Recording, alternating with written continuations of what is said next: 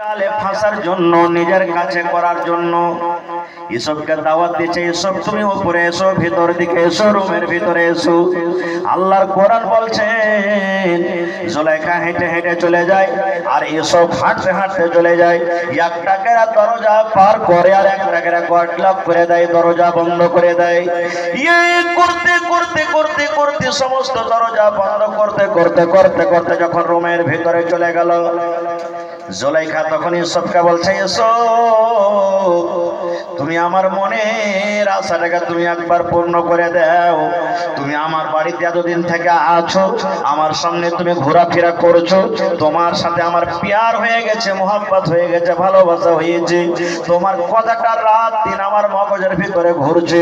তোমাকে বলে আমি ভালো করে খেতে পিতে পারি না, তোমাকে বলে বলতে পারি না, এই জন্য তোমাকে আমি দাওয়াত দিয়েছি।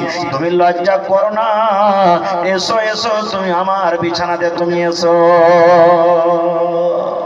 ইউসুফ নবী বলছেন, আল্লাহ কেমন পরীক্ষাতে তুমি ফেললে আল্লাহ আমাকে, আল্লাহ কেমন করে বাঁচবো?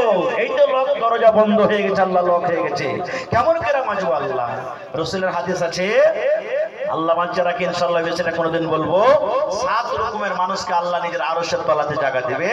ওর মধ্যে একটা লোক হবে কি, খুব সুন্দর বেটি ছেলে, আর বড় ঘরের বেটি ছেলে। যদি কোনো মানুষকে কহে যে আয় তুই আমার কাছে আয়, আর ও যদি বলে না তোর কাছে আমি যাবো না, আমি আল্লাহকে দেখে ডর করি, তো রাসূল বলছেন আরশের নিচে আল্লাহকে জায়গা দেবে। সুবহানাল্লাহ, এত বড় ফজিলত।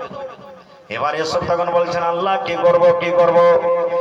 বারবার বিবি জুলাইখা তাকে দাওয়াত দিচ্ছে, এসো। ঘর বন্ধ হয়েছে, জানলা খিড়কি বন্ধ হয়েছে, এখানে কোনো মানুষ নাই, জন নাই, কেউ নাই, আমার স্বামীও বাড়িতে নাই। ইউসুফ এসো এসো, তুমি আমার বিছানাতে তুমি একবার চলে এসো, আমার মনের আশাটাকে পূর্ণ করে দাও। এবারে ইউসুফ আলাইহিস সালাম আল্লাহর দরবারে দোয়া করছেন, এই আল্লাহ এই মুসিবত থেকে তুমি বাঁচিয়ে নাও, এই আল্লাহ তুমি এই মুসিবত থেকে আমাকে বাঁচিয়ে নাও।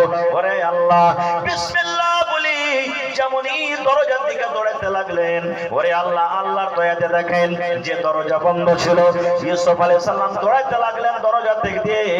এবার যেমন যেমন দৌড়ায় তেমন তেমন দরজা পট পট পট পট পট পট করে খুলে চলে যায়। বিবি জুলাইখা যখন দেখলে যে ব্যাপার খারাপ, ই বাহিরে নামতে যেমন হাল্লা করে দিবে, আমাকে বদনাম করে দিবে, আমি বাঁচতে পারবো না, খুব ই তখন ওকে ধরার জন্য পিছনে পিছনে দৌড়ায়। ইউসুফ আলাইহিস সালাম আগে আগে আর বিবি জুলাইখা পিছনে পিছনে দৌড়াতে দৌড়াতে দৌড়াতে দৌড়াতে ঠিক শেষ হয়তো দরজা পর্যন্ত পৌঁছে গেছে। এবার বিবি জুলাইখা দৌড়াতে দৌড়াতে পিছন থেকে ইউসুফের পিরনটাকে ধরতে পেরেছে।